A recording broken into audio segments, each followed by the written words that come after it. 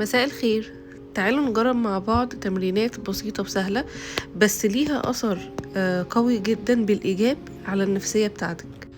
أنا من الناس اللي كنت معترضة جدا إن أنا أعملها من كتر ما هي سهلة وبسيطة، وكنت بشوف ليها فيديوهات كتير، وكان اللي بينزل الفيديوهات دي ناس رسامين كبار، وكنت مستغربة جدا يعني اشمعنى التمرينات دي لازم بيعملوها كل فترة.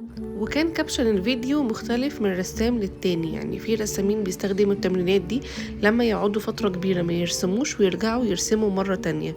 وبرضو نفس التمرينات دي أنا شفتها في تعليم الأطفال الرسم ومسك الفرشة. فأنا الفترة الحالية والفترة اللي فاتت مش برسم كتير، لكن بحب ان انا يعني اقعد ارسم اعمل حاجة بالفرشة والالوان، مش بحب ابعد عن الالوان فترة كبيرة. فقلت انا هجرب التمرينات دي بحيث ان انا في نفس الوقت مسكت الفرشة والالوان، وفي نفس الوقت انا مش قاعدة برسم، انا بس قاعدة يعني بلون، قاعدة بعمل اي اشكال. ولو اخدت بالكو هي التمرينات بسيطة قوي، خطوط صغيرة بالطول وبالعرض وبال يعني بالجنب، سامبوكسات زجزاج، حاجات بسيطة جدا.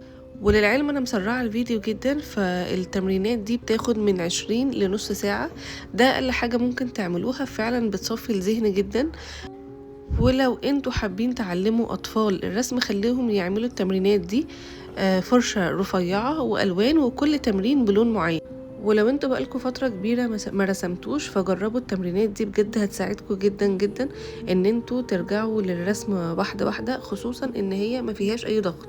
يعني غير لما تكونوا بقالكوا فترة كبيرة ما رسمتوش ورجعتوا ترسموا رسمات صغيرة، لا انتوا هترجعوا تعملوا تمرينات بسيطة جدا، دي هتفرق معاكوا وهتفرق في نفسيتكم. بس كده، ودي النتيجة النهائية.